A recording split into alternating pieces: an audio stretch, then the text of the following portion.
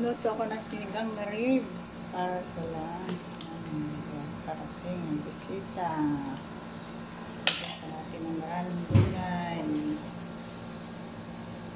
Pizza, ang lalaki niya.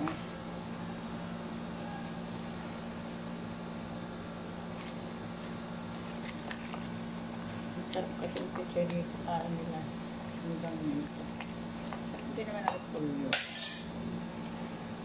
Nakulalagyan natin ng asin. Ang paasin.